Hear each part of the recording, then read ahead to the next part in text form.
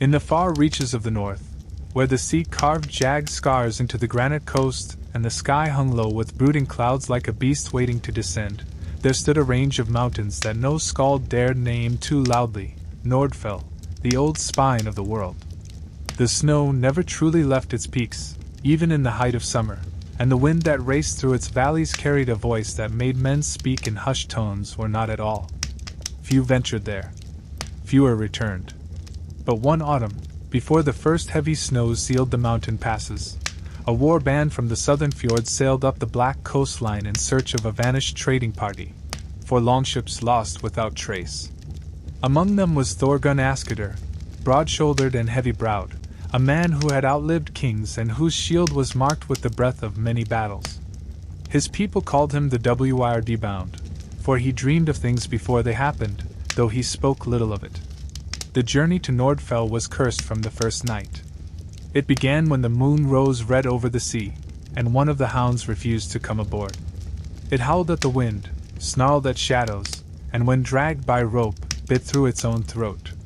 Blood spilled on the deck, and none spoke as it soaked into the timber. The oarsmen muttered prayers to Njord and wrapped their amulets in fur. By the fourth day, the cliffs of Nordfell loomed above them, tall and old and dark as forgotten gods. The beach was of black stones, glassy and sharp, and the air carried the tang of something ancient, salt, yes, but also ash. Ash and bone. They built no campfires. Not because they feared being seen, but because flame did not behave rightly here. It danced low and slow, refusing to rise, as if the air itself wished not to disturb the silence of the land. On the morning of the second day ashore, they found the first stones. Set in a half-circle at the base of a hill, the monoliths were tall as a man and weathered by time, though no moss grew upon them. Their surface was carved, not in runes the warband knew, but in deep spirals and angular strokes that seemed to shift when viewed from the corner of one's eye. Children's faces were glimpsed in the stone when the light shifted, half-formed, solemn, always looking away. A thrall named Jarki touched one. He did not scream. He simply fell to his knees, his mouth working soundlessly. His eyes rolled back, and blood trickled from one ear. When he came to, his voice was gone, and would never return. That night, as frost whispered over their beards and the stars retreated behind thick cloud, Thorgunn awoke to find that the stones were closer. None had seen them move. None had heard their coming. But where before they had stood beyond the hill, now they ringed the edge of the camp. The men lit a fire anyway, desperation overriding dread. The flames barely held. And above the crackle, as all sat silent, there came a sound, not loud, but unmistakable. A whispering, low and dry, like wind over old leather or breath across a tomb's seal. It came from the stones. They whispered in a tongue none could name, but all understood in their bones. Grief. Warning. Hunger. One of the younger warriors, Orlig, took up axe and strode toward them, eyes wild with fear masked as courage. He struck the nearest stone. It did not crack. It bled. A thin line, dark and slow, ran from the gash and pooled at its base. Orlig dropped the axe and backed away, mouth trembling. By morning, the stone he struck was gone. In its place was a small cairn of bones, not of man or beast, but of something in between. Its skull was too long. Its teeth too flat. Its sockets held no eyes, but were carved with spiral patterns, same as the stones. The men wanted to leave. Thorgunn did not. There is something beneath this land, he said at last, voice low and deep as winter thunder. And it does not wish to be forgotten. He had seen it in dream. A hall buried in ice, with fire that never gave warmth and a host of shadow things that sang in silence. A tribe unlike any in the 9 worlds, not dead, but removed. Not sleeping, but waiting. Waiting to be remembered. The war band pressed inland. The trail of the vanished traders led toward the base of Nordfell's highest peak, a place that loomed like a finger pointed at the gods. As they climbed, they passed more stones, some no taller than a man's knee, others massive slabs half sunken in earth. All bore the same marks. And all faced the same direction, west, toward the mountain's dark heart. It began to snow then, not the dry, flaking drift of normal storm, but heavy clumps that fell with unnatural silence. The men walked in it for hours, though the wind did not blow, and their tracks vanished within moments. Snow gathered in their hoods, their boots, their beards. It filled the gaps in their armor, settled into the joints of their axes, and grew heavy upon their shoulders. They passed no animals, heard no birds. The silence was absolute. By dusk, they reached a ledge that overlooked a wide valley, but what lay below was no valley at all. It was a wound in the land, a hollow bowl of black stone rimmed with pale trees that leaned inward. At its center, a structure, barely visible through the veil of snow and shadow. A ringed mound, low and vast, like a barrow, but older and deeper. Smoke curled faintly from a crack in its side. Not the smoke of fire, but the kind that rises from breath in winter, slow and constant. There, Thorgunn whispered, not knowing why he whispered. That is where they went. None spoke. None moved. Behind them, the stones whispered again. And somewhere deep below, something opened its eyes. The descent into the hollow valley was like slipping into the belly of a sleeping beast. Every step down the slope felt watched. The snow grew thicker, not underfoot but in the air, falling not from above, but as if rising upward from the ground itself. The trees that rimmed the valley were ancient and wrong. Their bark was not bark, but dry, gray skin that flaked to the touch. Their limbs bowed inward, brittle and creaking, forming a ring like mourners bent over a grave. The war band moved as ghosts would, their voices lost beneath the press of the stillness. Thorgunn led, his hand always near the haft of his axe, though he knew, deep in the marrow of his bones, that iron would not help them here. He was a man of blood and blade, yet the deeper he went, the more he felt like a child walking into a god's dream. The structure in the valley center was no mere mound. Up close, they saw it for what it truly was, a circle of black stones sunk into the earth, its walls built with such precision that no moss had found root, no crack had formed.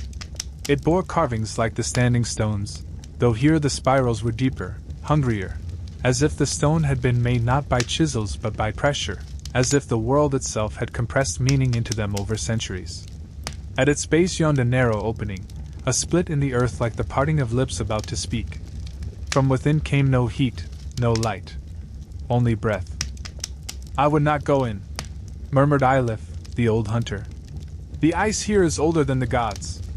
But Thorgunn stepped forward, and the others followed, for no one dared break the circle of fate once it had begun to close. The air inside the barrow was colder than the snow outside, yet not dead. It stirred faintly, rhythmically, like the exhalation of something vast sleeping beneath the stone. The light from their torches flickered strangely, casting no proper shadows, only soft halos of orange that revealed little and faded too soon. The walls inside were smooth, not hewn but shaped, like the hollow of a bone. They passed no signs of the missing traders. No tools. No bones. No blood. Only the spirals. Endless spirals, carved again and again, growing smaller and smaller until they vanished into the rock, as though the meaning they carried could only be reached by those with eyes deeper than sight. Suddenly, without sound or signal, the torches went out. Darkness swallowed the passage. The men froze. Hands found blades, lips whispered prayers, but no wind had blown, no hand had moved. Thorgunn felt it first. Not touch, no, nothing so crude. But presence. A knowing. A weight that entered the soul like cold water soaking through wool. He felt his own heartbeat slow, not with fear, but with reverence. As if his body remembered something his mind had never learned. Then came the voice. It did not speak in words, not truly. It bypassed the ear and settled in the bones, like thunder heard through the floor of the earth. You walk the memory of a tribe undone. The torches flared back to life as if by command. But one man, Alric, youngest of the warband, was gone. No scream. No sound. His torch lay on the floor, flame burning upright. They turned in panic. Called his name. But no echo returned, as if the walls had swallowed his name and decided it would not be given back. Leave, said Herrick, eyes wide and gleaming. This is not for us. But again, Thorgunn pressed forward. The passage widened into a chamber, vast and circular, with a domed ceiling lost in shadow. In its center sat a bowl carved from obsidian, large enough to hold a grown man. From it rose a pale mist that did not disperse, only swirled like breath trapped in a glass. Around the bowl were seated 12 stone figures, hooded, faceless, their arms folded, their forms crumbled yet still intact enough to suggest watchers. Not statues. Not quite. On the far wall was a mural, newly revealed by the torchlight. It showed a village of longhouses beneath a mountain, surrounded by trees. But the people were wrong. Their proportions were off, their arms too long, their heads too round. And their eyes, all were spirals, not sockets. Eilif staggered back. This is their memory, he muttered. A people that should not be remembered. Then why does it remain? Thorgunn asked, voice low. Eilif shook his head, tears in his eyes. Because something remembers for them. At that moment, the storm outside began. Not a roar, not a gale, but a sudden, suffocating stillness that pressed against the earth like a hand. The snow no longer fell, it simply was, suspended in the air outside the barrow, frozen in place, unmoving. The sky above the valley turned black, and a strange green light pulsed from within the clouds, like veins beneath skin. The war band rushed to the entrance.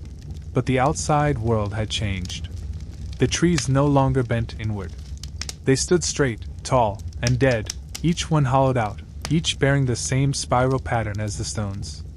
Their bark was peeling back in curls, revealing bone beneath. The snowstorm had no wind, no movement. It was frozen in time, the flakes hanging motionless in midair like ash in a held breath. One man reached to touch the snow. His fingers passed through it, and he collapsed. He did not fall, did not scream, he simply melted, as though he had become part of the storm itself. Then came the humming. Low at first. A single, harmonic note, as though every tree and every stone and every grain of earth had begun to resonate at once. It was not a sound, not truly. It was a sensation, a vibration in the skull, in the ribs, in the teeth. A warning. A summons. What is this? Whispered Herrick. What is this place? And from behind them, from within the barrow, the voice returned. This is what was taken. This is what the gods sealed. A people undone not by war, nor by hunger, but by memory too deep. They were not meant for time. Thorgunn turned to the chamber once more. The mist in the obsidian bowl now coiled upward, taking form, not solid, not human, but suggestive. A face that was not a face. Eyes that were only spirals. And within it, a question hung, unspoken but understood. Will you forget us too? The storm did not move. Time did not move. The men stood suspended between breath and silence. And in that moment, the most terrible realization came. They had not found the lost tribe. They had stepped into its dream. Night never truly ended in Nordfell. Even when the sun clawed its way above the horizon, its light was a cold bruise stretched thin across the sky, as though the heavens themselves mourned. After the storm that did not move and the whispering that sank into their marrow, the war band no longer spoke freely. Each man bore silence like a wound. And among them, the oldest silence belonged to Thorgunn. They had camped beyond the mouth of the barrow, ringed by trees whose branches still curled like frozen hands. The fire burned but gave no warmth. Meat cooked but never smelled. When Herrick offered up a prayer to the All-Father, the words turned to mist in his throat and drifted away before they were heard. The bowl of obsidian still whispered behind them. It had not ceased since the moment it breathed. But Thorgunn had not moved from its edge. He sat there now, knees in the snow, one hand upon the rim of the bowl as though cradling something holy and awful. He stared into the mist, eyes glassy and still. At some point, the others had ceased trying to speak to him. He was listening. And the mist was answering. Then, as the false morning light spread like a bruise over the snow, a low groan echoed across the valley. It did not come from the trees, nor from the wind, which had not stirred in hours. It came from below. The ground trembled faintly. Snow cracked. Stone shifted. And far beyond the barrow, where the valley curved inward toward the frozen lake at its heart, the ice began to crack, not swiftly, but with slow intent. The sound was not sharp but deep, like bones grinding beneath centuries. Glinting sheet of gray-blue ice in the distance. There used to be a grove. A sacred one. Trees that bled when cut. Then one day it vanished. No one asked how he knew. All knowledge in Nordfell came from half-remembered dreams. The warband approached slowly. The lake did not steam or fog. It lay utterly still, smooth as obsidian glass, reflecting the hollow sky. But the cracks continued to form beneath it, spiraling outward in the same shapes they had seen on the stones. Not random breaks, but patterns. Intent. And there, at the lake's center, the ice darkened. Not shadow. Something beneath.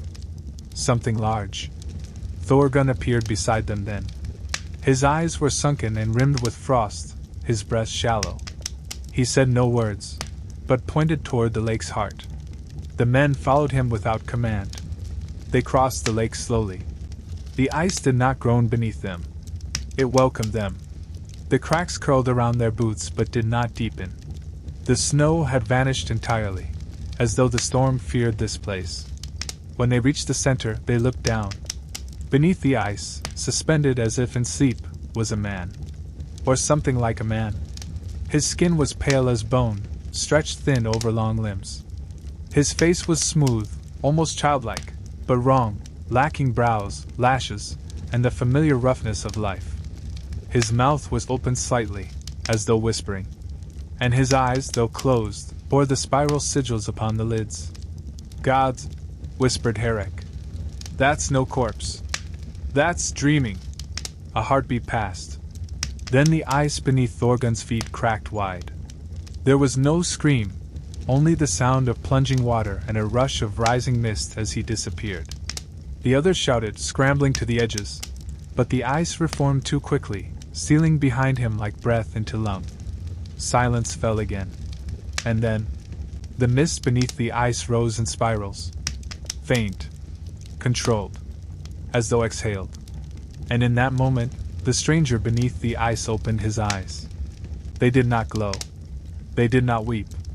But the spirals upon them began to rotate, slowly, inwardly, as though drawing the world itself toward them. Every man fell to his knees. Their minds did not collapse, but changed.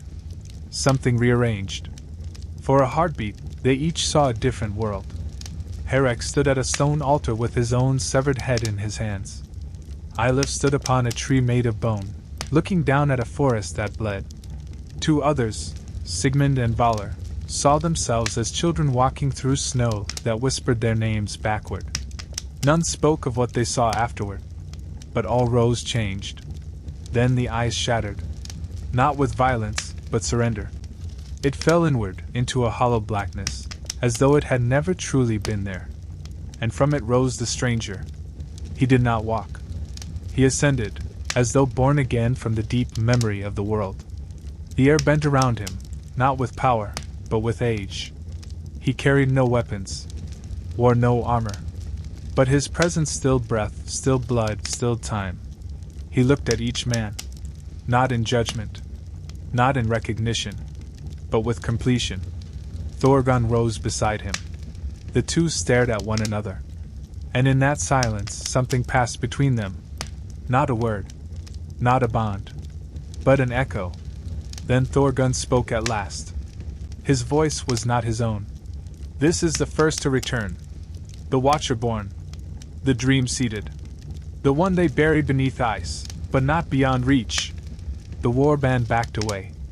No one lifted a hand. No one dared. "The tribe," Thorgunn continued, "was not lost. It was folded, bent behind time. Their bones did not rot, their names did not fade. They are here." The stranger turned, walking across the lake without sound. And where he stepped, the ice did not crack, it remembered. And all around them, the land began to move. Not violently, not suddenly, but with memory. trees lifted their hollow limbs. The snow began to fall once more, not randomly, but in patterns. Spirals. The stones near the barrow hummed faintly. And far in the distance, on the ridge of Nordfell, a horn was heard, not blown by mortal breath, but by the mountain itself. The dream was ending, and the tribe was waking. The days had no shape in the hollow of Nordfell. Light and dark mingled like oil on water, indistinguishable, timeless. The warband no longer marked time by sun or fire but by the pulse of the valley itself, when the stones hummed, when the ice whispered, when the stranger moved. They did not ask his name. He had no need of one. He walked always ahead of them now, barefoot upon the ice, the snow, the stone. And wherever his foot fell, the earth held its breath. His presence was not that of a king, nor a god, but of something older, a memory given form, recalled by the land like a long-buried pain resurfacing through scar. The men followed because they could not do otherwise. Thorgunn remained at the stranger's side, silent and empty-eyed. He had become a vessel, half-hollow, filled with the old tribe's breath. When he spoke now, it was not with his voice. It was with theirs. On the fourth day, they came to a forest of poles. No trees grew here, only bone. Tall as men, stripped of flesh, pounded into the frozen earth at intervals too precise to be accidental.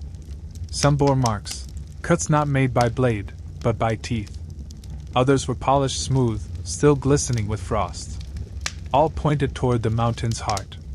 Upon each bone were carved runes, but not the elder Futhark, nor the younger.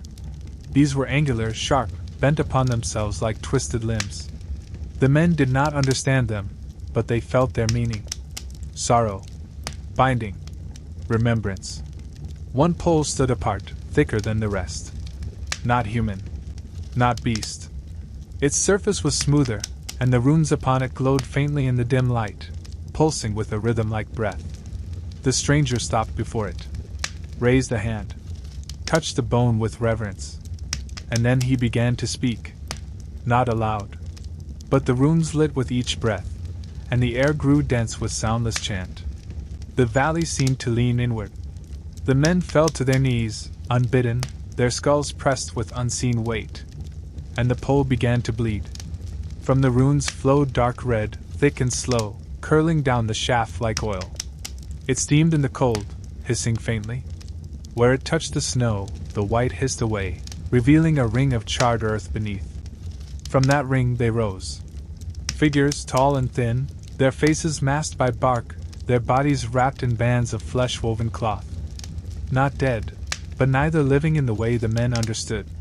They moved not with muscle, but with will, slow and elegant as smoke rising from deep coals. They circled the stranger. He did not flinch. Then, from within his chest, he pulled a shard, bone or ivory or something between. He held it aloft. The runes carved into it matched those on the pole. The masked figures bowed. Thorgunn stepped forward. "This is the key to the long binding," he said, voice hollow and distant. "Carved from the spine of the first dreamer. Etched by time, buried in the host. With this, we open the hollow vault." "What is in the vault?" Herrick dared ask. Thorgunn turned to him slowly. His eyes were black. "What the gods turned away from. What Odin chose not to see." The ground beneath the warband shifted. Snow fell inward, swallowed by a growing sinkhole at the feet of the pole. The soil gave way to stone, the stone to stair, spiraling, always spiraling. And from its mouth came air that had not been breathed in 1,000 years. The stranger descended first. The masked figures followed. And Thorgunn turned to his kin. "You may go no farther," he said in his own voice at last. "This path is not for those who were born in time." But none turned back. One by one, they entered the vault. The stair wound downward far longer than any of them could walk in a day, yet their legs did not tire. The walls glowed faintly with etched spirals, each rune alive, shifting, breathing.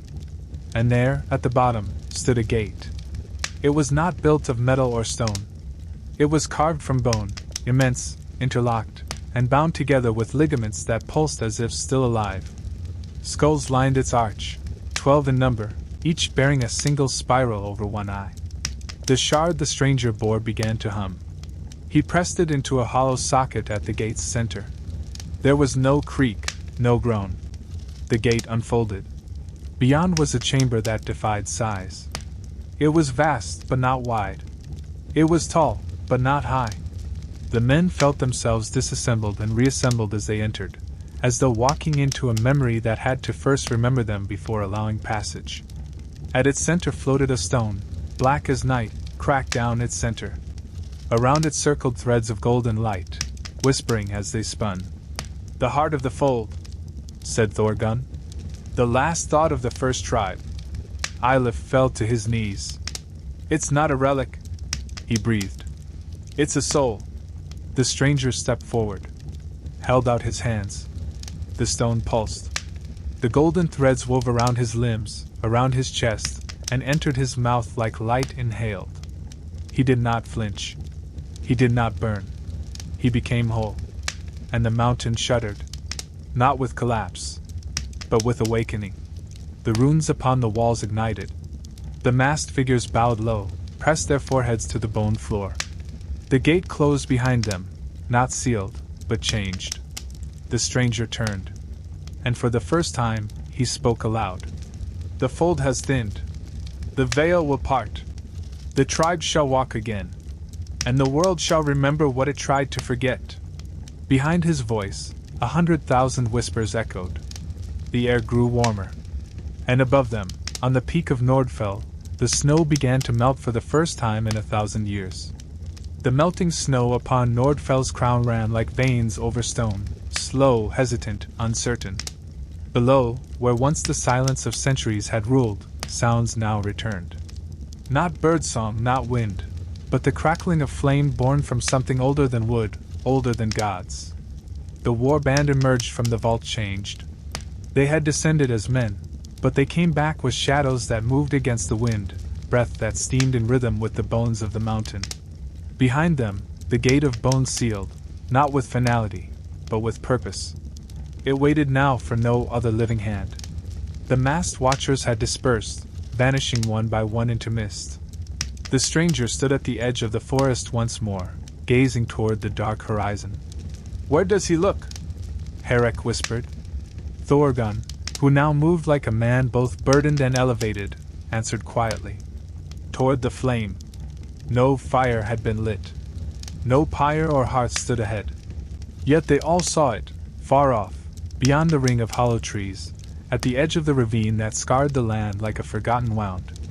A tower of flame rising against the dull sky. But this fire was no earthly fire. It did not sway with wind, nor shift with smoke. It burned upward, straight and unnatural, a pillar of searing gold and deep violet. The snow around it had turned to black soil. Drawn by instinct older than fear, the warband followed. As they neared, the heat did not grow. Instead, the cold receded, not in temperature, but in presence. The air no longer pressed upon their lungs. Their breath came easier. Their eyes sharpened. Yet they trembled. The stranger entered the circle first. The flame made no sound. But it spoke. Each man heard it differently. To Eilif, it was the voice of his long-dead wife, calling to him with the lullabies she sang during deep winters. To Herrick, it was the roar of beasts in the woods of his youth, the hunt, the chase, the kill. To Valar, it was the sobbing of his brother, lost beneath the ice on a fishing trip years ago. And to Thorgunn, it was not one voice, but many. The song of a people who no longer walk the earth, singing in a tongue that never touched air, a liturgy of memory woven into flame. He stepped toward it. The flame bent toward him. From the fire, a figure emerged, shaped of light, but rimmed with shadow. Its face shifted constantly, old, young, man, woman, child, beast. Its mouth never moved, but its voice split the silence. "You remember us." Thorgunn bowed. The others stood frozen. "The fire was the first to hold us. Before stone, before bone. When they tried to burn us, we learned to live in the tongue of flame." "Who burned you?" Eilif asked, voice raw. The fire turned to him. Its form flickered, a woman weeping into her cupped hands. The Allfather's kin, the ash tree sons, they feared our remembering. They feared the spiral. So they named it heresy and buried it under name and time. Valor stepped back. The gods cursed you. No, Thorgunn said. The gods feared them. The fire flared, casting long shadows. The trees around the ravine leaned away, and the stones whispered, cracking softly beneath their frost. We bore no weapons, the fire said. Only memory. We held no walls. Only stories. And when the gods of war came with spears of thunder and flame, we wrapped ourselves in time. And the vault? Asked Herek. A cradle. A seal. A womb of stone to hold the last of the remembering. And now? The fire flickered into the form of a child, hands held out. Now the remembering begins again. The stranger stepped into the flame. He did not burn. Instead, the fire wrapped him, danced along his limbs, and entered his chest. His skin did not char, it glowed. Runes appeared along his arms, along his face, and then across his back, the spirals etched in fire. He turned. His eyes no longer held spirals. They were spirals, glowing with gold and violet light, endless and consuming. He spoke, and the words came from the flame, not his throat. You carry bones. But the tribe carried fire. You wield axes. But the tribe wields memory. You fear forgetting. But we were never forgotten. The men fell to their knees. All but Thorgunn. He stood still, staring into the flame as it whispered his name, not with voice, but with heat. He removed his cloak, his furs, his tunic. Beneath, carved into his flesh by unseen hands, were runes. Not fresh, but ancient. As if he had been born marked. He stepped toward the stranger. The fire leapt from the stranger's hands and danced across Thorgunn's chest. Not burning, awakening. The runes ignited. His spine arched. His mouth opened in a silent cry as the language of the tribe returned to him in full. Not in thought, but in blood. The fire roared. And then it vanished. No ash remained. Only the two men, Thorgunn and the stranger, now identical in marking, in gaze, in bearing. They turned to the warband. And together they said, The tribe is not gone. It is in you. In all who remember. And now, the world shall be reminded. In the distance, the mountain groaned. And behind them, where the fire once burned, a single rune smoldered in the earth. The rune of inheritance. Of legacy. Of what could not be stolen. Nordfell had stood longer than any man could remember, longer even than the gods who carved their names into the bones of the world. But now, as the tribe stirred and the fire whispered in forgotten tongues, the mountain began to bleed. It started as a fissure, small, silent, barely noticeable along the ridgeline. But it grew with each passing hour, a black seam splitting the snow-choked rock.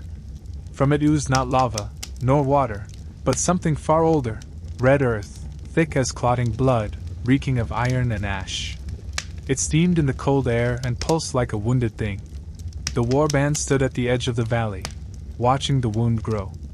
Thorgunn and the stranger remained silent. They stared up at the bleeding summit as if awaiting an answer. The air around them had changed, warmer now, but heavy, as though time itself thickened in their lungs. Eilif crossed himself in the old way. I have hunted since I was a boy. I have seen bears tear men apart. I have seen men drowned, frozen, starved. But never have I seen a mountain wounded like a man. It is not wounded, Thorgunn said. It is awakening. The stranger raised his hand. The wind died. And then, from the mouth of the mountain, a sound emerged, not a roar, but a chant. Low. Unceasing. Wordless. As though the stone itself remembered hymns long buried beneath the dust of ages. The warband turned to the mountain in reverence, not fear. Then the ground beneath them trembled. Trees toppled. Stones cracked. The earth let out a long, shuddering sigh as if something within was shifting, stretching after an age of stillness. And from the fissure atop Nordfell, light erupted. But not sunlight. This was memory light, pale and golden, filtered through centuries. It painted the sky in thin strokes, like a scald's brush across the canvas of night. And within it drifted forms, shadows of the lost tribe, tall and cloaked, their faces hidden behind spiraled masks. The stranger walked forward. The others followed without question. They climbed higher and higher, past where snow gave way to stone, past where air thinned and time slowed. The trail grew narrow, treacherous, but none fell. The mountain, now awake, seemed to cradle their feet, inviting them to ascend. They reached a plateau halfway up its side. There, in the center of the stone shelf, was a well. Its mouth was rimmed with iron rings. Its water was black and still. No reflection showed on its surface. Around it, 12 standing stones formed a circle, each carved with the same spirals seen upon the vault walls and the stranger's skin. The stranger approached the well. He knelt. He dipped his fingers into the water. It hissed. Steam curled upward, and the surface began to shimmer. The warband gathered, peering in. They saw not their reflections. They saw the past. A village, once nestled at the base of this very mountain. Longhouses made of dark timber, their roofs carved with serpent shapes. Children danced in the snow. Smoke rose from a great hall. A woman stood beneath a tree, singing to the stars. Then shadows. Gods in iron masks. Spears of light. Fires falling from the sky. Screaming without sound. The woman was the last to fall. She did not run. She opened her arms and spoke one word before the light consumed her. Remember. The image faded. The stranger stood. The mountain remembers, he said. And the mountain answered. Its side burst open, not violently, but like a wound long bound suddenly freed. Red earth poured out steaming, and from within emerged structures, half-ruined halls, buried beneath the stone. Roofs caved, pillars cracked, but still whole enough to speak of their makers. This had been the seed of the lost tribe, their sacred dwelling, swallowed by time, now given back. The war band descended into the ruins. There were no bodies, no bones, only the echo of lives once lived. Symbols etched into walls, spiral-shaped cradles. A temple built not to a god, but to memory itself, its altar bearing the same rune that had smoldered after the fire. Thorgunn placed his hand upon the stone altar. Blood rose from his palm, not from a wound, but from the rune carved into his flesh. It dripped slowly onto the altar. The stone drank it. The mountain trembled again. And above them, the sky cracked open. A streak of light tore across the heavens, pale green and gold, like a second aurora. But within it moved shapes, the tribe waking.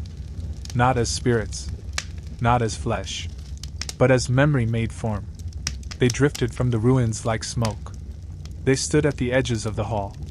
They filled the spaces between trees. They perched along the cliffs, watching. Not haunting. Remembering. The stranger turned to Thorgunn. It is time. Thorgunn nodded. He stepped forward, into the pool of red earth flowing from the mountain. It clung to him, entered his pores, lit the runes across his body. His flesh shimmered. Then he fell to his knees, and from his mouth came not a scream, but a song. The tribe's song. High, slow, without words, carried by the breath of stone and snow and sky. The warband knelt. The massed memories bowed, and the mountain stilled once more. The blood ceased. The chant faded. But in the stillness that followed, something new had begun to move. The world would remember. They did not descend from Nordfell the way they had come. The trail behind them, snow-packed, lined with broken stone and shadowed pine, was gone. Where once a warband had climbed, now there was only wind-smoothed rock and silence. The mountain had sealed its mouth again. They were not trapped. They were chosen. The warband walked through fog so dense it felt alive, curling with purpose, hiding and revealing in breath-like rhythm. The stranger led them still, his skin marked with fire-born spirals, his eyes no longer mortal. Thorgunn walked just behind, changed in gait and in soul, the rune on his chest pulsing faintly like a second heart. The fog stretched endless, There were no stars. No snow fell, yet the ground beneath their feet was damp. The sound of boots against soil echoed too long, as though they walked through a hall far larger than the land allowed. After many hours, perhaps days, they came to a pass. 2 cliffs flanked a narrow corridor, and between them stood a figure. A woman. She wore no cloak, no armor. Her dress was made of woven reeds and crow feathers, and her eyes were bound with a strip of rawhide etched in spirals. Yet she stood firm, barefoot in the cold, untouched by the mist. Her hair, long and silver blonde, floated gently as if underwater. She raised one hand. The stranger stopped. So did Thorgunn. The warband hesitated, unsure. Then the woman spoke. Her voice was wind through bone flutes, hollow and ancient. The veil holds still. You would pass beneath it. Thorgunn stepped forward, his breath visible before his lips. We follow the remembering. The woman turned her veiled gaze toward him. And in remembering you may vanish. What lies beyond? Herrick asked from behind. The woman answered without moving. The world that was. The world behind the world. The stranger approached. He extended his hand, palm up, and from his skin rose a flickering rune, one not carved but living, pulsing faintly in violet light. The woman tilted her head. She did not take the offering. Instead, she stepped aside. Behind her, the pass opened into blackness. Not night, absence. The kind of dark that does not begin, because it never ended. It was a gap between moments, a rift in the stitching of time. You may enter, the woman said. But you will not all return. No one questioned. They passed beneath her outstretched arm, one by one. As each man stepped into the gap, he disappeared, not vanishing, but slipping, like ink into water. Sound vanished, and even breath felt thin. And then, the world changed. They emerged into a place not marked on maps nor sung of in halls. The sky above was neither day nor night, but a twilight bruise, smeared with drifting stars that hung low and heavy. The ground beneath them was marsh, soft and cold, with reeds that whispered even when there was no wind. Scattered throughout the bog were shapes, structures half-sunken, built from petrified wood and bone. Longhouses without doors, totems with spiral-carved eyes, and fires that burned without fuel, suspended in air like memories unwilling to fade. They had entered the veil of the disappeared, a place the gods had once tried to erase. And it remembered. Figures moved in the mist, tall and slow, draped in ragged robes. Some bore no faces, only spirals where features should be. Others wore the faces of the warband's kin, mothers, sons, fallen brothers. But they made no sound. They watched. One figure stepped forward. She bore a child upon her back, swaddled in white linen stained with old blood. Her mouth was sewn shut with silver thread. She bowed. And from her robes she produced a mask, a spiral of wood, ash, and sinew. She placed it on the ground before the stranger, then turned and walked into the bog, vanishing into reeds that swallowed her whole. The stranger picked up the mask, held it before him, then turned it toward the others. And they saw the truth. The disappeared were not dead. They had not been slain. They had been folded, slipped between the edges of the world, scattered across time like dust from a broken urn. Their homes, their names, their voices, all had been placed in this bog, this echo chamber of what was nearly lost. And now they were gathering. The masked watchers began to hum. The same melody as the obsidian vault. The same tone as the flame. A chant made not of language but of loss. The stranger placed the mask upon his face. And the chant changed. It became clearer. A language older than sound. One of bone, of silence, of grief. Thorgunn understood it. So did the others. They were being told a story, not with words, but with being. They saw a tribe that walked the north before fire was tamed. A people who did not write with ink, but with memory, who could press their thoughts into stone and make trees bend to sorrow. They had no weapons, only knowing. And that the gods feared most. So the gods cut them out. Not slain. Not destroyed. forgotten, folded into the veil, made to disappear not in death, but in silence. And now that silence was ending, the chant swelled, the marsh boiled, the air shimmered, and from beneath the surface of the bog, a great stone rose, carved in spiral upon spiral, slick with ancient moss and old blood. At its peak, a hollow socket, waiting. The stranger removed the mask, broke it in two, pressed the halves into the socket. The stone opened, and within it burned a flame, not hot, not bright, but true. A flame of memory. The stranger stepped back. Thorgunn stepped forward. And the flame did not consume him. It entered him. And the veil around the world began to thin. The disappeared would not remain forgotten. Not now. Not ever again. No birds called. No twigs cracked beneath boot. The very concept of noise had been peeled from this part of the world, as though a god had reached down with quiet fingers and pressed upon the forest until its voice went still. They entered the soundless forest just before the bruise-colored dawn, where even their breaths seemed to hesitate before leaving their mouths. Trees rose around them like petrified giants, tall, gnarled, and black, their bark carved with the faintest traces of spiral sigils that curled like scars across flesh. No wind passed through the limbs. No leaves moved. Even the fog crept slowly, as if uncertain it had permission to exist. The warband did not speak. Speech here was meaningless. Every sound died before it formed. The stranger moved ahead of them, his presence unsettling but certain. The glow of the rune on his chest had dimmed, but not faded. It pulsed softly in the dark beneath his cloak, a slow heartbeat of something ancient, not quite human. Thorgunn followed, carrying nothing in his hands. His axe had long been left behind at the vault's threshold. There were no enemies to kill here, only memory to confront. Behind them, the others moved as one. Even the skald, who had once sung brave songs of battle, now kept his tongue behind his teeth. It was not fear. It was reverence. They did not belong here. Yet the forest allowed them passage. Trees bent slightly as they passed. Roots retracted. Moss withdrew like old skin. The ground did not crack or crunch. It accepted their weight in silence. And then they came upon the altar. It was not carved of stone or shaped by hand. It was a stump, massive and ancient, cut clean in one stroke, though no blade known to man could have felled such a thing. Its surface was smooth and flat, and in its center was a hollow socket, still wet with sap that shimmered faintly blue in the pale light.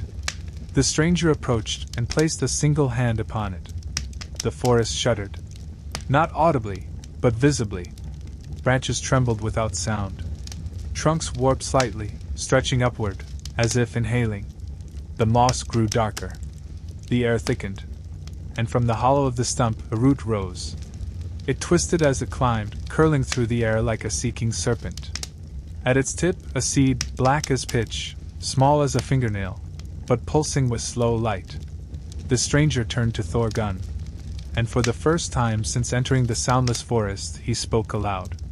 The sound came not through air, but directly into the bones. You must plant it. Thorgunn took the seed. It burned his palm but left no mark. He walked past the altar, to the base of the oldest tree in the clearing, its trunk wider than a longhouse, its roots coiled like serpents in the soil. At its base was a small depression, already waiting. He knelt, planted the seed. The earth trembled beneath him. From the place he buried it, the roots turned black and began to move, not violently, but with purpose. They slid over one another like coiled thoughts, extending into the forest, crawling between tree and stone. Spirals formed in the dirt, luminous and pulsing. The forest had awakened. And with it they came. Figures emerged between the trees, tall, eyeless, masked, and still. Not living, not spirit, but remnants. The memory flesh of the lost tribe, given form once more. They did not walk. They stood, silent and eternal, watching. Then the forest began to sing. Not with melody. Not with voice. But with memory. It spilled into the minds of the warband like floodwater through a broken dam, images and fragments of a people before time. A woman weaving with threads of fire. A man whispering to the roots of trees. Children dancing in snow that fell upward. Stones rearranging themselves to form maps that only eyes closed in sleep could read. And then the war. The arrival of gods in masks of gold, bearing laws written in blood and flame. The spiraled people did not resist. They remembered. They folded. And became the forest. The stranger raised his hand. Spirals of golden light unraveled from his fingers. He drew them through the air, and the symbols lingered behind like trails of smoke. He turned to Thorgunn. They must be named again. Thorgunn stepped forward, placed his hand against the tree where the seed had taken root. He closed his eyes, and he spoke their names, one by one. Names no tongue had spoken in generations. Names lost to sea and snow and silence. Each name brought light to the forest, glowing briefly in the air before sinking into bark, into root, into earth. When the final name left his lips, the soundlessness broke. The forest exhaled. Wind returned. Leaves rustled. A single raven cawed high above. And all who stood within felt the veil lift. They had remembered the tribe. They had named the forgotten. And the forest no longer kept silence. It sang not in sound, but in presence. It had always remembered. Now, so would the world. Beyond the soundless forest lay a plain of ash. It stretched flat beneath a sky neither day nor night, the color of rotting pearl. No trees grew here. No snow fell. The ground bore only the footprints of forgotten centuries, spirals pressed deep into the dust, fading as they curved, as if they had walked themselves into nothing. The warband stood at the edge, wind tugging at their cloaks. They had walked through fire, fog, memory, and forest. Yet none had felt dread until now. This place was wrong. The stranger stepped forward first. His skin glowed faintly with the pulse of old runes, and the broken halves of the mask still hung from his belt, bound in a loop of sinew. Thorgunn followed, eyes fixed on the center of the plain. There, rising like a wound, stood a spire. It was not stone, nor bone. It was hollow, a tower made of absence, of blackness so deep it swallowed light. Around it, the ash curled in patterns like petals. No structure had ever been built here, and yet the spire stood, unmoving and eternal. They approached in silence. With every step, the air grew heavier. Their lungs labored. Their feet sank into the ash, which clung not like dust but like memory, cloying, resistant, ancient. Eilif collapsed first. He fell without sound, his eyes wide, his lips moving. But no words came. Thorgunn reached for him. The moment he touched Eilif's arm, a vision erupted, blinding, searing, wordless. He saw Eilif as a child, standing in a circle of trees, staring at the sun through spiral-cut stones. He saw him bury his sister beside the fjord. He saw him kill a wolf with his bare hands. He saw him laugh, scream, dream. Then, he saw Eilif forgotten, unwritten, unborn. The memory faded. Eilif was gone. No blood. No scream. No trace. Only a swirl in the ash, like a ripple in still water. The others backed away. But the stranger said, "It has begun." Thorgunn swallowed hard. "What is this place?" The stranger looked up at the spire. "This is where the tribe's memory was sealed. Where the gods made their last offering." "To whom?" "The hollow god." The words rang across the plain like chimes in airless wind. And the spire began to breathe. A low hum filled the air, felt, not heard. It passed through bone and blood, stirred hair and teeth. The ash danced. The spiral patterns expanded, spinning wider, as though the plain itself were waking. Figures appeared, tall, robed in the ash itself, faces empty, eyes glowing faintly with spiraled fire. The hollow ones. Caretakers of the forgotten. Echoes of the tribe who had chosen silence over war, disappearance over death. They bore no weapons, no voices, only vessels. Hollow bowls held in long hands, carved from petrified trees, each filled with different offerings. In one, a child's tooth. In another, a stone shaped like an eye. In another, a single lock of red hair.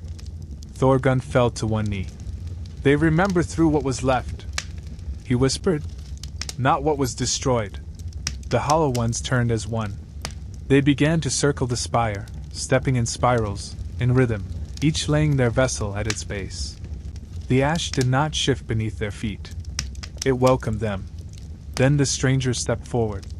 From beneath his cloak, he drew the final vessel, a shard of bone from the vault, etched with the name of the first dreamer. He held it aloft. The spire responded. It did not speak. It did not burn. It emptied. From its hollow shape came a wind unlike any other. Not cold. Not warm. Not even air. It was the sigh of a forgotten god, exhaled across time. And within it, a single word. Offer. The war band did not know what to do. But Thorgunn did. He reached into his own mouth and pulled from it a tooth, not loose, not rotted, but whole. The spiral rune was etched across its root, though he had never seen it there before. He placed it at the spire's base. Herek followed, offering his father's whetstone, long worn, used in silence after every battle. Valor knelt and cut from his palm a piece of flesh shaped like a spiral. One by one, they gave not gold, not glory, but pieces of themselves, of their remembering. The hollow ones bowed. The spire shivered. And then the plain began to crack. From beneath the ash, a deep red glow emerged, as if blood flowed beneath the dust. Spiral runes rose into the air, slowly turning, each one echoing with names the world had once lost. The hollow god was stirring. The stranger knelt, and placed his hands upon the ash. From his palms rose flame. It spread slowly, curling around the offerings, illuminating the plain in soft, golden fire. The spire swayed. Its shape blurred. And then, it collapsed inward. Not crumbled. Not shattered. Absorbed. Into the plain. Into the fire. Into the wind. And from the center of the ash field, a tree began to grow. Not fast. Not violently. Just slowly, surely. A spiral-barked trunk. Leaves shaped like runes. Branches that hummed. The hollow god was not a being. It was remembrance itself. And now, it had roots. The warband watched in silence. The stranger turned. It is planted. The tribe has offered. Now the world must choose to remember or to be unmade. Above them, the sky cracked. And the veil between what was and what will be began to tear. The crack in the sky did not thunder. It did not streak with fire or cast down lightning. It opened with the stillness of a wound long kept shut, a parting of the veil so quiet it made the silence beneath it ring. Beneath that rip in the heavens, where spirals of golden wind began to drift down like flakes of forgotten thought, the war band walked on, now fewer, now slower, their steps heavy with knowing. Each man had given something. Each bore the mark. But they were not the same. Not men. Not gods. Bearers. The tree behind them, grown from the spire's remains, still pulsed with a dull, red glow, its roots digging into memory, its branches humming faintly in a language that could not be heard but only understood. They had planted the remembering. Now came its guardian. The plain gave way to a hollow, wide, smooth, lined with stones stacked like bones. The air here was different. Thin. Still. Time itself moved oddly, as though trying to find its place. At the center stood a child. Or something shaped like one. She was no taller than Thorgunn's waist. She wore a shift of woven mist and ash, barefoot in the soft dust, pale skin glowing faintly. Her eyes were black. Not dark, black. Two voids in a smooth, silent face. She stared directly at them as they entered the hollow. And she did not blink. Not once. Not ever. The stranger stopped. Thorgunn stepped beside him. The warband slowed, hesitating, though none dared retreat. The girl tilted her head slightly. She is the first echo, the stranger said softly. The memory of a memory. The tribe's last child, folded into the dream to keep it whole. What is she now? Herek asked. She is the question. The child stepped forward. Though she moved, her feet left no mark. The ash did not stir. The dust did not shift. Her eyes never closed. She reached up with one pale hand and touched Thorgun's chest, right where the runes still burned beneath his skin. He gasped. The others watched, weapons untouched. And then, one by one, they too felt her. Not physically. She entered their minds. Not with voice, but with presence. Suddenly, each of them stood alone in an open field beneath a dark sky. In that dream place, she stood before them, her eyes wide, unblinking, asking no question with her mouth, yet demanding truth. Each man faced her. Each man was seen. And each man was judged, not by sin, not by strength, but by remembrance. What did they carry? What had they chosen to forget? Valor, who once left his daughter behind during a raid, wept aloud and dropped to his knees. Herrick, who buried his brother and never sang his name again, covered his face in shame. Only Thorgun stood upright, meeting her gaze without fear. He had remembered. Fully. Painfully. She reached into his chest, not with fingers, but with memory, and drew from him a spiral of light. She held it high. The sky responded. The crack in the heavens widened. From it, a slow rain of golden ash fell, not hot, not cold, not wet, but pure. Every flake carried a name, a moment, a breath once lost. The girl turned. She held the spiral to her mouth and breathed into it. It lit up, burning without smoke, curling with shapes and sounds and half-formed hymns. Then she placed it into the earth. From where it touched, a small shoot grew, pale green, trembling. A new root of the tribe. And finally, she blinked. Just once. The moment her eyes closed, the hollow erupted with whispers, not terrifying, but full. The voices of the tribe. Fathers. Mothers. Children. Dreamers. Weavers. Stone carvers. Flame singers. Their voices filled the air with the weight of what had been denied. And above, the crack in the sky became a window. Through it, the stars changed. Spirals appeared in the constellations. The old signs began to reassert themselves upon the heavens. The world would begin to see again. The child looked at them, eyes open now, glowing faintly. She nodded once, then dissolved into ash and light. No scream. No farewell. Only memory released. The stranger bowed his head. She was the hinge. The hinge for what? Thorgun asked, though he already knew. The stranger turned. For the door to open. Behind them, the spiral tree bloomed with fire. And far to the north, where no men had walked for generations, the sea began to boil. Something ancient was returning. The disappeared were not merely awakening. They were coming back. The sky closed its eye. The spiral window faded. The stars withdrew. And for the first time since the old songs were sung beneath whale oil lanterns and carved into the ribs of longships, the sky went blank. No stars. No moon. No aurora. Only a void, deep and endless, like a forgotten god's gaze turned inward. They called it the night with no stars. The war band stood beneath it in a clearing where no birds sang, where even the wind had forgotten to breathe. Behind them, the child had vanished. The root she planted still glowed faintly in the soil, trembling with soft pulses like a sleeper on the edge of waking. Before them stretched a field of black moss, spongy and warm, humming faintly beneath their boots. The moss had never seen daylight, yet it grew in spirals, shaped by memory, not sun. No one spoke. The silence was not oppressive, but reverent. Then the sky spoke. Not with thunder. Not with voice. But with absence. The void pressed down like a question.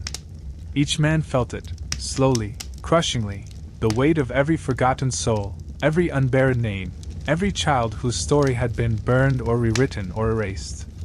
The stranger raised his hand. A faint thread of gold light unfurled from his palm, floating upward like breath. It vanished into the void. And the void answered. From overhead came a slow, weeping sound, not human, not natural, but woven of bone and air and sleep. It filled the clearing with tremor and grief. A form descended. A woman, or the memory of one, draped in veils made of black sky. Her hair flowed upward into nothing. Her arms were too long, her fingers ending in fading wisps of starlight.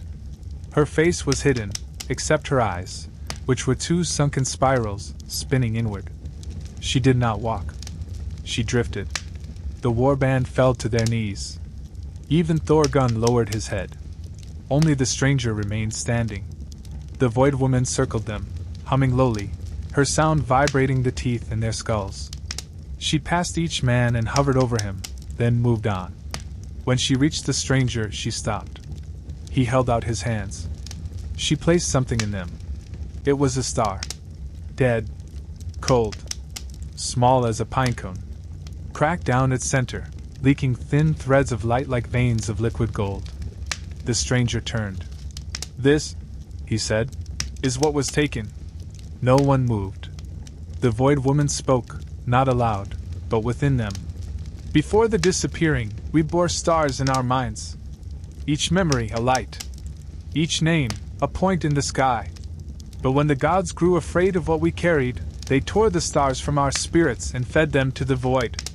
Now we return one." The stranger closed his hands around the cold star. Its cracks sealed. The light returned. A pulse, slow, soft, steady. And above, in the sky, a single star appeared. Not high. Not distant. But near. The night with no stars had ended, but it had not been undone. It had been mourned. The stranger placed the star on the moss. It sank gently, as if the earth itself were cradling it. The moss turned silver in its wake. Spirals blossomed in its pattern. Then the Void Woman turned to Thorgunn. She hovered before him. "You still carry the last forgetting," she said. He looked down. The rune on his chest, long burning, now flickered. It had begun to die. "Why?" he asked aloud, voice hoarse with age and memory. "Because you held too much." He fell to one knee.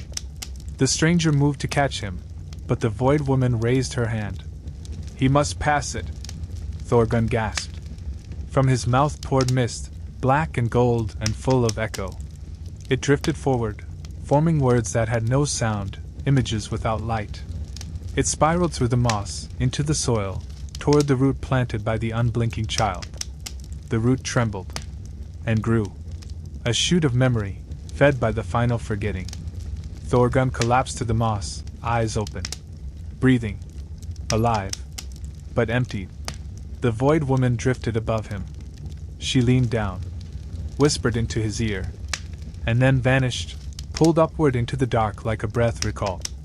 The sky did not brighten. But the moss glowed. And the single star above them remained. The night with no stars had not been a punishment. It had been a rite. A gathering of what was lost. A way to measure what must now be returned. And now, it had begun. Before the gods built their thrones upon the backs of mountains, before men lit their hearts against the long dark, there were ravens. They watched. They remembered. They did not speak, but they carried all things. Names. Secrets. Deaths that were never sung. And now, as the warband marched beneath a sky scarred by the single reborn star, the ravens returned.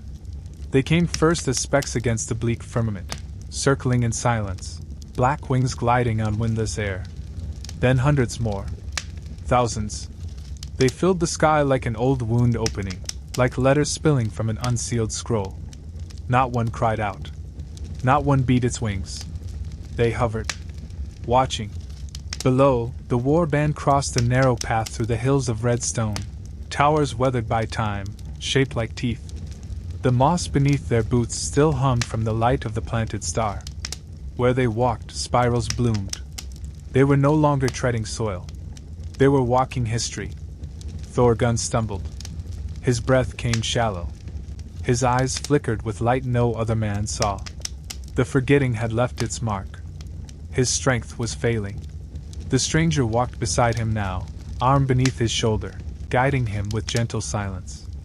He, too, bore signs of change, his skin pale as bone, his eyes ringed with soft gold. The fire in him had deepened, no longer a glow, but an ember sealed in the vault of flesh. Above them, the ravens circled. And then they spoke. Not in cause, not in human tongue, but in images, burned suddenly into the minds of the war band like brands upon memory. They saw the lost tribe before the disappearing, standing on the shores of a dark fjord. The people bore no swords.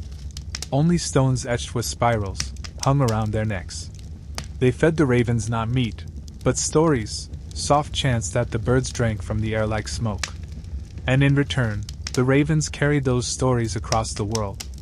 But when the gods came with flame and thunder, when the tribe folded themselves into silence, the ravens were left behind. They waited. They flew. They remembered. Now they returned to the last flame of that lost people. They began to descend. One by one, they landed on the red stones. Then on the moss. Then on the shoulders of the men. Herrick flinched when one perched on his arm, but it only looked at him. Its eyes were dark, reflective, unblinking. In its gaze, he saw his father's death, then his mother's song, then himself, screaming as a child, forgotten by the fire, rescued by a stranger with spiral tattoos on his hands. The raven blinked, and Herrick remembered. Tears rolled down his cheeks. Another raven landed on Valar's head. He fell to his knees as visions poured into him. His lost wife, the daughter he never held, the battle he fled and the price it cost. Each man was marked. Each was reminded. And in that remembering, something woke. The red hills around them shuddered. Cracks formed in the stone. From beneath the moss, from beneath the dirt, bones rose. Not human. Not beast. But tribal, elongated skulls with spiral-carved sockets, ribs like harp strings, finger bones etched with runes. They did not walk. They stood. Memories given shape. The stranger knelt and placed his hand on the ground. From his fingers burst threads of golden light. They entered the bones. And the bones moved. Not with life, but with knowing. A great host stood now in the red hills. Ravens perched upon every shoulder. They were not an army. They were a reminder of what had been erased, of what must now return. The stranger stood and faced Thorgunn. Your path ends here. Thorgunn nodded. He did not fight it. The forgetting had hollowed him, but not broken him. He turned to the war band. Carry it, he said. Carry the remembering. Speak the names. Etch the spirals. They bowed their heads. The ravens rose. Spiraling into the air, they formed a great black vortex above the hills. Then, like breath drawn in, they vanished. And the sky turned gold. No longer night. No longer day. A time in between. A moment caught between breaths. The host of bones began to walk. Slowly. Westward. Toward the sea. Toward the world that had forgotten. The tribe was returning. And the ravens had remembered everything. In the high halls of ancient kings, the skalds once sang of glory, of longships burning bright across the horizon, of blades blessed by gods and death earned with blood. But there was one song, older, darker, threaded through with silence, that they were never allowed to sing. The song of the vanished tribe. A song shaped not by verse, but by what was taken. And now, that silence began to tremble. The war band followed the bone host westward, down from the red hills where the ravens had scattered and memory had cracked the stone. The sky was no longer sky. It rippled above them like a golden tide caught mid-turn, where stars now spun in spirals and clouds moved like breath. They crossed into a low valley, where ruins of long-forgotten halls stood slanted and broken, half buried in earth. Their doors collapsed inward as if the houses themselves had been trying to flee what they once contained. At the valley's center stood a great circle of stones, worn smooth by wind, but still tall as spears. No moss grew on them. No bird perched. And at their center, a raised platform of black slate. The stranger paused. This is the place, he said. Thorgunn, pale and slow now, leaned against the standing stone, his breath like fog drawn from deep wells. The rune on his chest no longer glowed, but flickered, its fire nearly out. "What place?" Herrick asked. The stranger turned. "Where the last skald was unmade." They entered the circle. Immediately, sound changed. The wind vanished. The heartbeat of the bone host faded behind them. Even breath felt distant, muffled. It was not silence. It was forbidden sound.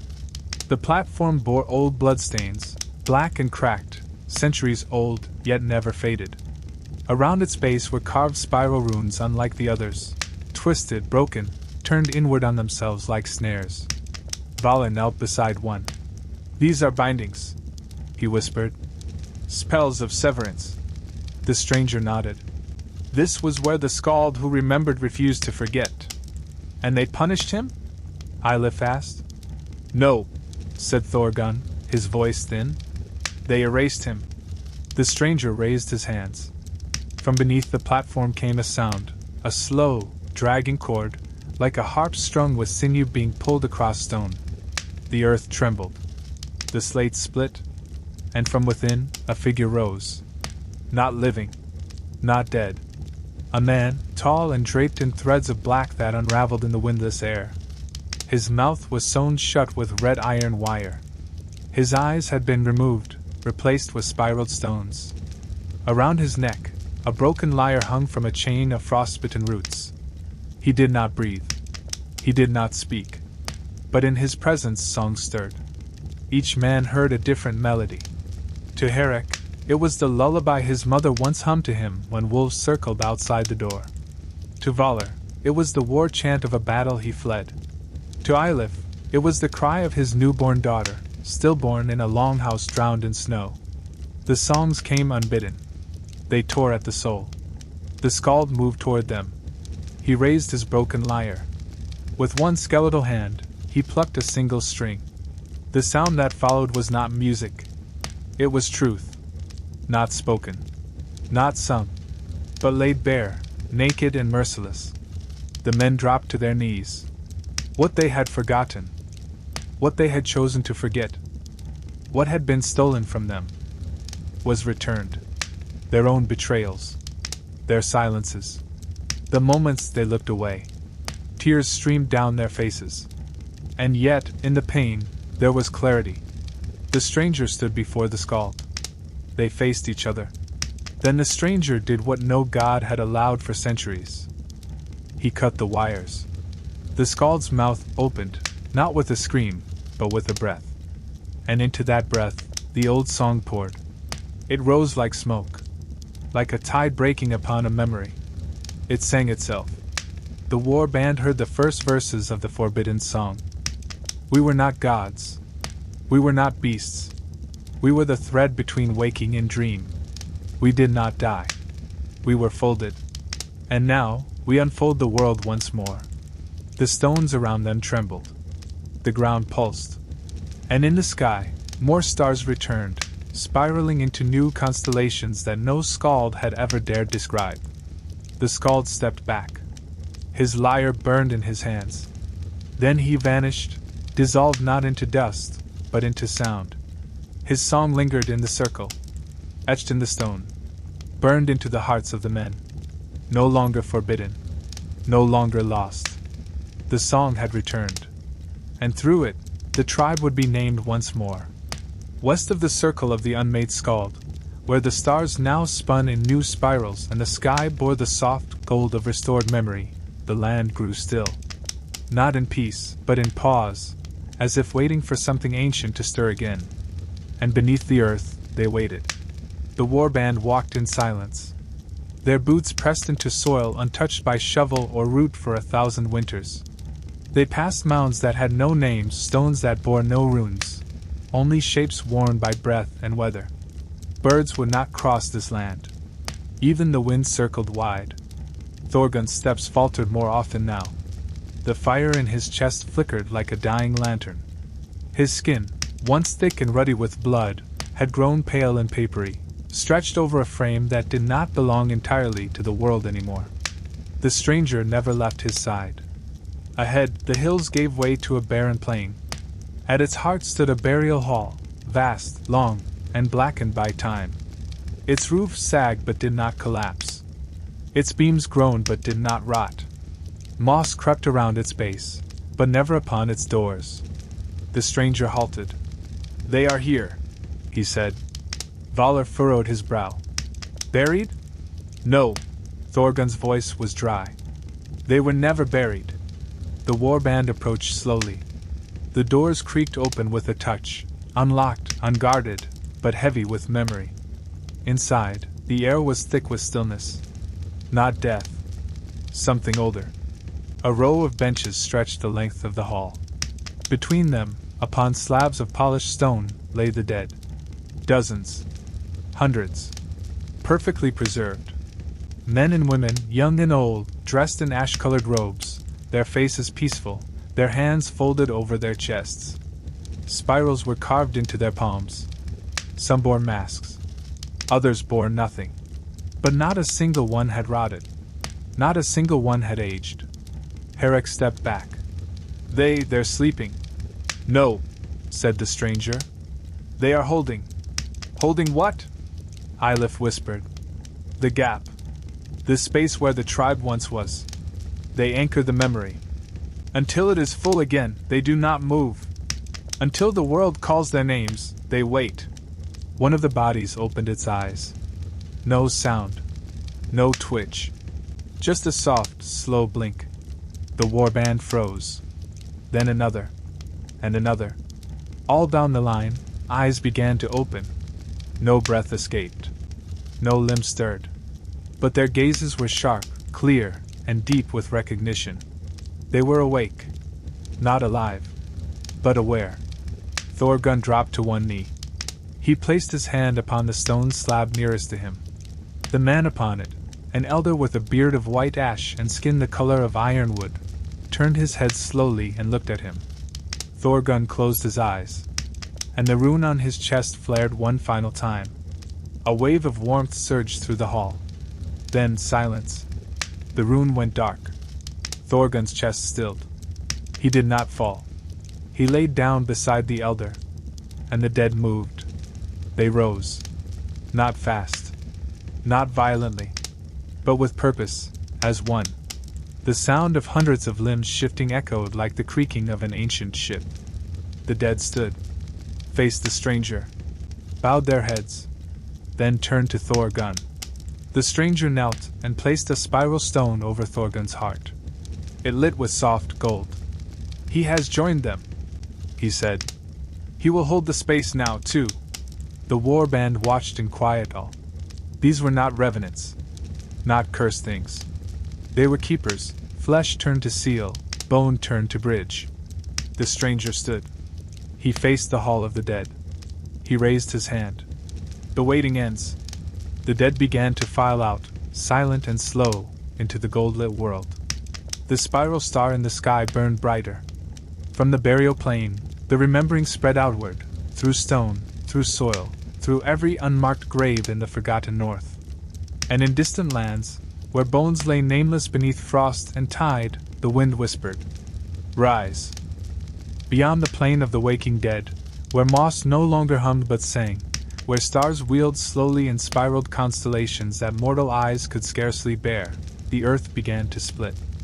Not in fury. In remembrance. The path led down into a forest of ancient yew, black trees with red leaves that did not fall. No animal stirred beneath their branches. No insects crawled. The bark wept slow sap, thick and dark, dripping like blood from old wounds. The stranger led the warband through them, step by step, each tree marked with a rune that did not belong to men. The deeper they went, the less they breathed. Words grew too heavy. Thoughts slowed. Only instinct and memory guided them now. They emerged into a glade. There, rising from the center of the earth, stood a root. Not a branch. Not a tree. A single root, wide as a longship, twisted and scarred, its surface covered in veins like iron-bound rivers. It pulsed with faint golden light, throbbing with a rhythm beyond time. It was a root of Yggdrasil, the world tree, the breath of all realms. But it had been cut. A massive cleft tore through its side. Dried blood crusted the wound, black, flaking, ancient. Around it, the ground had hardened into dark glass. Spirals were etched into every surface. Valor stepped forward, trembling. "It bleeds." The stranger nodded. "This is where it began," he said. "The forgetting." They looked down. Beneath the wound, blood still gathered, slow and shimmering, golden red like fire caught in honey. It dripped in slow motion, thick with names no mouth could shape. Herrick knelt. "The gods did this?" "The Allfather," the stranger said. "When he hanged himself upon the tree, he saw too much. He feared what the spiral tribe remembered. He could not destroy them. So he severed them from the roots. This is where they were unmade." Eilif ran a hand along the glassy ground. "But they weren't unmade." "No," the stranger said. "They hid in the wound." From the darkness beneath the root, a sound rose, distant, low, sorrowful. Not speech. Not music. A heartbeat. The stranger walked to the base of the root. He drew from his cloak a blade, simple, black, curved like the crescent of a new moon. Its hilt was carved of bone. Without ceremony, he slit his palm. Blood spilled onto the root. It hissed. The spirals flared. The ground trembled. The wound in the root widened, and from its hollow came light. A shaft of fireless gold. And within it visions. The tribe in their final hour, gathered at the base of Yggdrasil. Hands raised. Voices silent. Spirals drawn into the bark. Not pleading. Not cursing. Remembering. The Allfather's spear descending like lightning. The wound torn open. Their bodies turned to mist, folded, scattered across realms. Names stripped. Songs erased. But not ended. The wound became a door. The stranger stepped aside. He looked to the warband. "Each of you carries blood. You have remembered. You have sung the song. Now you must give." They hesitated. Then Eilif rose first. He cut his arm. His blood dripped into the root's cleft. Then Valor. Then Herrick. Each gave. Each trembled. But none turned away. The blood soaked into the root. And the heartbeat quickened. The tree groaned, not in pain, but in release. From the root's hollow, a wind burst, warm and wild, filled with ashes and names and voices and light. It swept through the forest. The red leaves lifted into a spiral storm. And then, from the wound they came. Figures of light and ash. The first ones. The original memory. Not ghosts. Not gods. But the true tribe, unfolding at last. They stepped into the glade barefoot. Tall. Cloaked in robes of runes and flame. Their faces were not human. Not entirely. But each bore eyes like still water and mouths full of silence shaped like song. They stood before the warband. One stepped forward. She reached out, pressed her palm to Herrick's chest. A rune flared into being, new, living, glowing. Another touched Eilif. Then Valor. Then the stranger. Each was marked. "You are the root-born now," one of the tribe whispered. "You carry the breath of what was cut." The wound pulsed. Above them, in the sky, a second spiral star was born. Yggdrasil had accepted the blood. The forgetting had been reversed. The wound would never close. It was now a gate. And what had been sealed in silence would rise into sound.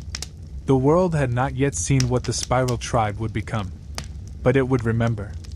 And Yggdrasil would bleed no more. The second spiral star shimmered high above the forest, casting long shadows over the blood-marked glade. The wound in Yggdrasil's root still pulsed gently, a slow breath in the earth itself. But with its opening, something else had awakened, something that had never forgotten. Something that watched. The warband now followed the re-emerged tribe, spiral-eyed figures of light and dust, across a ridge where the air thinned and the sky seemed to bend closer. They moved silently, guiding without command, their presence unsettling in its familiarity, like dreams half-remembered in waking. And the stranger walked among them. Not apart. Not above. but within, he had become their echo and their flame. Yet even he paused when they reached the ridge's peak. Because he felt it. They all did. A presence older than the tree. Older than forgetting. A gaze. It came from the north, where a mountain of glass and ash rose into the heavens like a broken faun, Svartheim, the Black Watch. No map held its name. No path led to its foot. It was the place the wind never reached. The place ravens refused to fly. And at its summit, something sat. A figure cloaked in gray and iron. Cloaked in stormlight and smoke. He bore a hood woven from the night sky and a cloak stitched with runes of stillness. One hand rested on a tall spear. The other cupped his bearded chin in thought. One eye gleamed. The other, an empty hollow. He did not speak. He did not blink. But he watched. The one-eyed watcher. All-Father. Odin. Breaker of names. The warband fell to their knees. Even the spiral tribe lowered their heads. Only the stranger remained standing, though his breath came thin. Odin sees, he whispered. He never stopped, said Valor, barely audible. Even after he cut them from the tree. The sky darkened. The wind changed. And the one-eyed watcher moved. Not forward. Not downward. Inward. He stepped through the mountain itself, as if stone bent to his will. The land did not shake. It held its breath. And then, suddenly, he stood before them. No footfall. No fanfare. Just presence. The warband dared not look directly. Even Herrick, who had faced trolls in the far ice and killed his own brother in a storm of madness, trembled like a child. Odin turned to the stranger. And he smiled. Not cruelly. But with sorrow. A god's sorrow. You are the one they unfolded, he said. His voice was not loud, but it layered itself through the world, settling in lungs and bones. The stranger bowed his head. I carry what you severed. I did not sever in hate, said Odin. I severed in fear. Silence. Only the breath of the spiral tribe stirred. Thorgunn, barely alive now, propped against the stone, whispered, Then you remember. Odin turned his single eye to him. I remember too well. You cut them from the tree, Thorgunn said. You bled it to hide what they knew. I bled myself, Odin said, lifting his spear. 9 nights, no food, no drink. For wisdom. I drank from the well. And I saw what they were. And you feared it. Yes, Odin answered simply. They remembered too much. Even what the gods had forgotten. The stranger stepped forward. And now? The god looked up, toward the second spiral star. They return. They never left. The stranger replied. Odin studied him. For a long time, he said nothing. Then, do you seek revenge? No. Power? No. What then? The stranger raised his hand and pointed toward the tree's root, pulsing behind them in soft light. Rejoining. Odin stepped past him. He knelt at the edge of the wound. He placed his hand into the tree's blood, and his eye closed. Not the missing one. The other. And in that moment, the warband saw something they never imagined. Odin weeping. Tears, not of pain. Of memory. He turned once more. Then let it be. He drove his spear into the ground. It sank deep, piercing soil and time. I bound you with runes, he said. I unbind you with silence.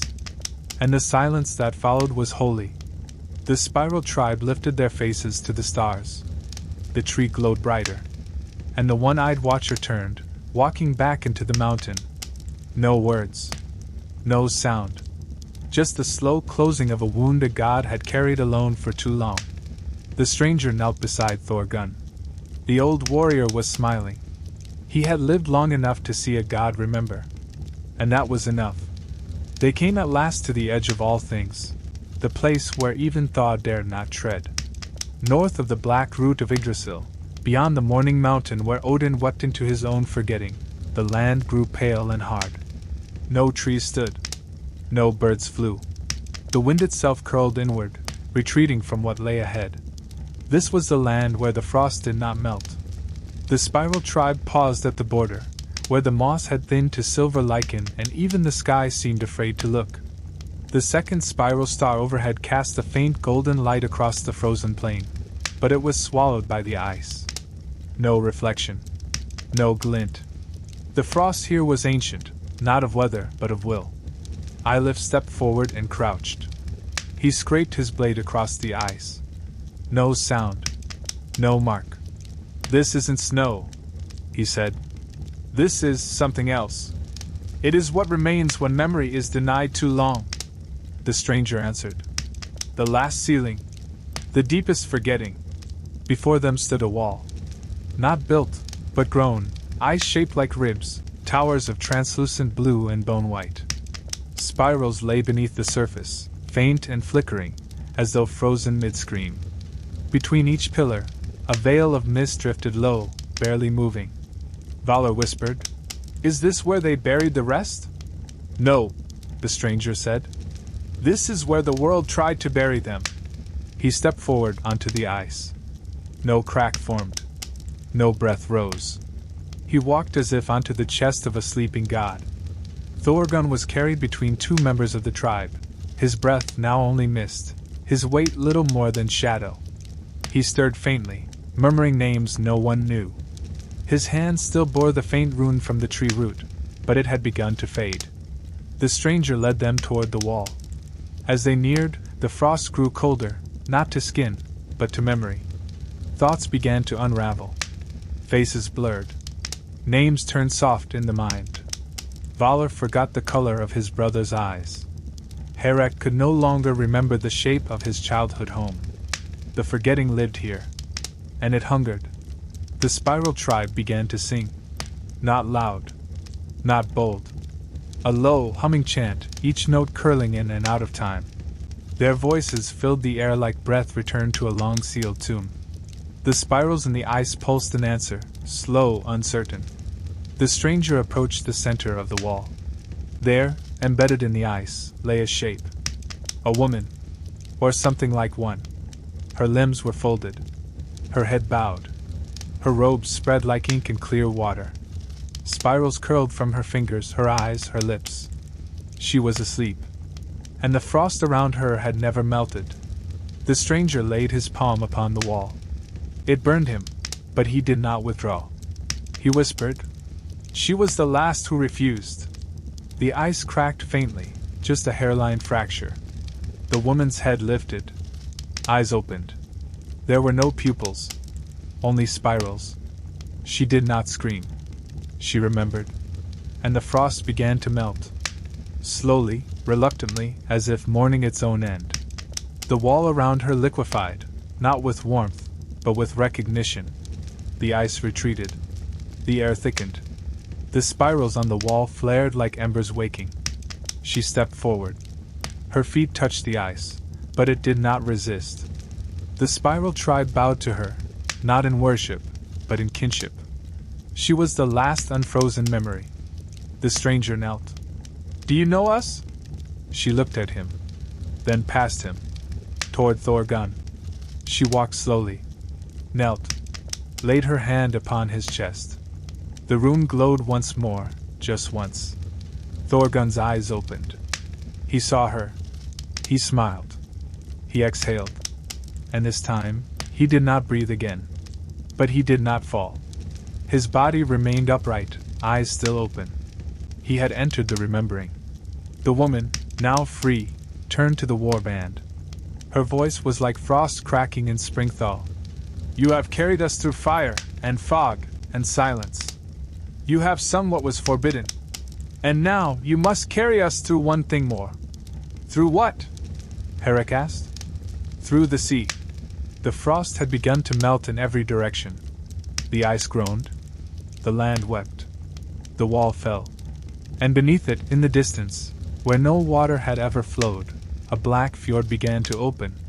Still. Endless. Waiting. The sea was returning. And it remembered. They stood upon the shore of the black fjord, where no ship had sailed, no gull had cried, and no breath of wave had stirred for 1,000 winters. It was not sea as men knew it. It was something older. A wound in the world where water had once moved, then stopped, and stayed stopped, not frozen by cold, but by grief. The surface was flat as slate, stretching endlessly beneath a sky now twisted with spiraling stars. No tide. No foam. No reflection. The spiral tribe called it by no name, but the war band knew what it was. The sea that had been screamed into stillness.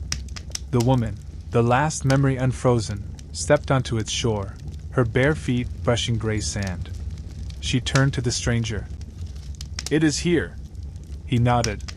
"The scream that ended our breath," she said. "The scream that sealed the tribe. Buried the last sound of our name." Valor stepped forward, shivering though no wind touched him. "What scream?" The stranger turned, his voice low. "The gods called it a curse. But it was a promise. A final act of defiance.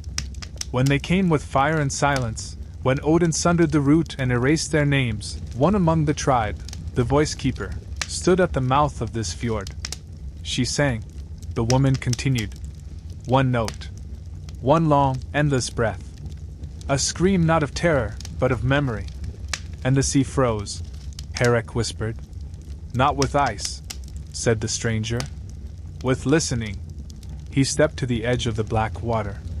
It did not ripple, did not resist, only watched. The spiral tribe began to hum. Not song, resonance. Each note shaped the space around them. Stones began to shift. The air grew heavier. Even the stars slowed their spin. Then the stranger opened his mouth. And he sang. A sound long held in the marrow of the world. A sound once forbidden by the gods. It was not loud. It was not beautiful. It was terrible in its truth. It shook the bones of the warband. They fell to their knees, clutching their ears, though it was not pain they heard. It was every forgotten name crying to be remembered. It was the sound of loss, not yet accepted. Of silence, denied. The woman stepped beside him. She added her voice to his. And from across the still water came an echo. Not immediate. Delayed by 1,000 years. A note held, finally returning. The sound struck the fjord. The surface shattered. Not into waves, but into voices. Faces rose in the black water, men, women, children, made of salt and light, screaming their names into the sky, weeping their stories through mouths long drowned. Spirals of water coiled upward. The sea boiled without heat. The warband saw them, one by one. People who had never been buried, who had never been mourned. And they screamed. The scream was not rage. It was relief. They were no longer forgotten. The woman knelt. She cupped her hands and drank from the water. It did not wet her lips. It entered her, the scream, the names, the centuries. She stood, looked to the sky. And with her own voice, clear, terrible, full, she released it. The final scream. It echoed up the cliffs, through the roots of the tree, across the stone halls of the dead, past the circle of the unmade scald, into the bones buried in distant hills, through the fire bowl and the soundless forest, across every stone carved in spiral. The world stopped to listen. Even the gods did not breathe. And when the sound faded, the sea began to move. A single ripple. Then another. Then the tide returned. Not crashing, but carrying. And upon it, rising from the water, came longships. Not made of wood, but of memory. Their sails bore spiral runes that flickered like stars. No oars moved them. No hand steered them. They rose like truths, returning to a world that had tried to bury them. The spiral tribe boarded in silence. The stranger turned to the warband. "You must go with us." Herrick stepped forward. "Where?" "To the final remembering," the woman answered. "To the world that has forgotten what it is." Eilif asked. "What lies beyond the scream?" The stranger smiled faintly. "The name of everything." And so they sailed, across the sea that had once been frozen by grief. And behind them, as the tide rolled in, the shore whispered a single word. Remember. The sea moved again. Not as it once had, with the ceaseless crashing of wind and tide, but with a slow, sacred pulse, like a heart remembering how to beat. The longships glided across the black water, their sails billowing with no wind, guided not by stars but by spirals that shimmered faintly in the sky above and on the decks below. The war band stood silently aboard, their faces lit by the faint glow of runes etched into the planks beneath their boots. These were not vessels of timber and pitch, but crafts of memory, shaped by names, sealed by blood, buoyed by the breath of the lost. No helmsman steered. No rower strained. The ships moved with purpose. Through the heart of the fjord. Toward the place where echoes never died. The spiral tribe stood still, eyes fixed on the water, hands resting on their chests. Each of them had once folded into silence, buried beneath frost, stone, and forgetting. Now they rose again, not as vengeance, but as reminders. Valor watched the water pass, black as ink. He could see faces beneath the surface. Not distorted. Clear. Eyes wide. Mouths half open in the moment before they vanished into myth. They stared back at him, not accusing, not begging, but asking. "Will you speak of us?" Ilif gripped the rail as their ship passed between two cliff walls, high and sheer, veined with silver ice. Here, the sound began to change. The waves did not lap, they whispered. Words. Fragments. Laughter. Screams. Prayers. Lies. Songs. Thousands upon thousands of voices. All echoing. "What is this place?" he asked aloud. The stranger turned toward him. "This is where the names went when they were taken. The fjord does not keep the bodies. It keeps the sound." They had entered the chamber of echoes. It had no roof. Only sky. No floor. Only reflection. The cliffs around them rose higher than thought, shaped not by glacier or storm, but by the pressure of memory itself. In the stone were carved faces, half-formed, spiraled, mouths agape in eternal cry. Thorgun, seated now at the stern of the lead vessel, his breath shallow and slow, opened his eyes. He looked to the walls. "I hear, my wife," he whispered. Herrick turned to him. "What do you mean?" "She died, before all this. Before the first forgetting. She told me to bury her by the old stones." He paused. A tear slid down his cheek. "I never did." The ship passed a narrow inlet in the cliff.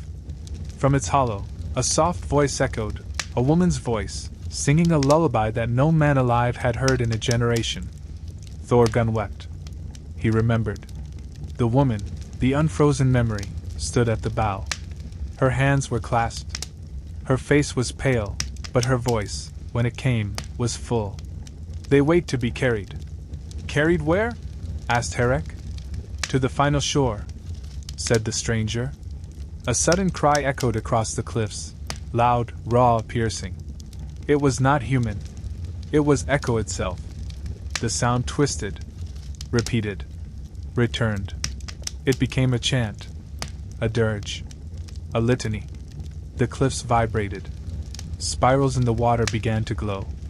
The ships passed a tall, leaning tower of rock, from which poured a cascade of voices, like a river made of words. The warband dropped to their knees. They could not endure the weight of it. These were not simply sounds. They were truths. Children abandoned. Oaths broken. Names unsaid. Burials denied. Songs never sung. All of it poured back into the world. And then, from somewhere deep within the cliffs, a single voice called out in an ancient tongue. The stranger froze. The tribe bowed. The voice repeated. The stranger turned to the warband. "It is the first name." "The first what?" Valor asked. "The first name ever lost. The one that broke the chain. The name that was too sacred to speak, and so it was erased. And now? It has been remembered."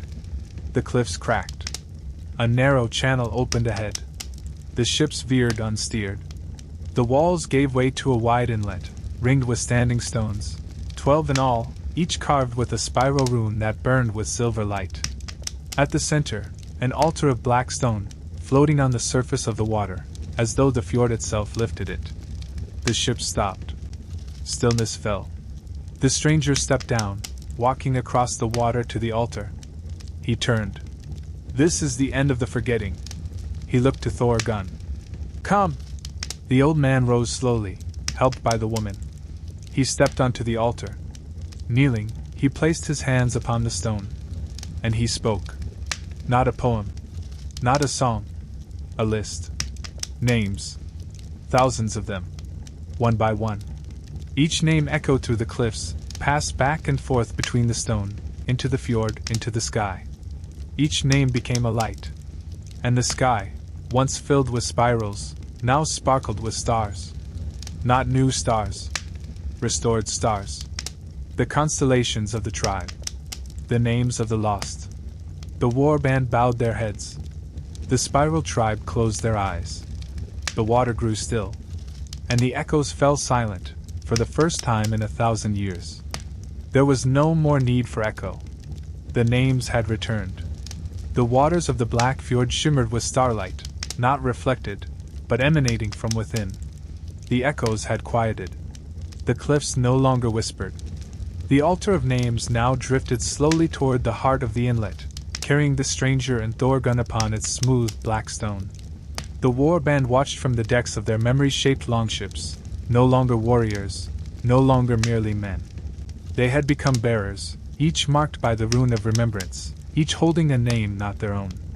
The spiral tribe stood silently along the rails, their faces lifted to the sky. Above, the constellations no longer spun. They formed. Lines between stars shaped into runes, into figures, children, elders, forgotten heroes, silent mothers. Each spiral became a sigil in the night. The sky had become a memory scroll. On the altar, Thorgunn's voice slowed. He had spoken names for what felt like days. He had spoken until the stone bled light. He had spoken until his breath was a whisper in the cold wind. Now, he spoke the last one. A name no tongue had dared utter. His own. Thorgunn asked her. It did not echo.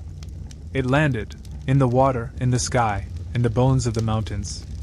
And with that final word, Thorgunn collapsed. The stranger caught him gently. Held him.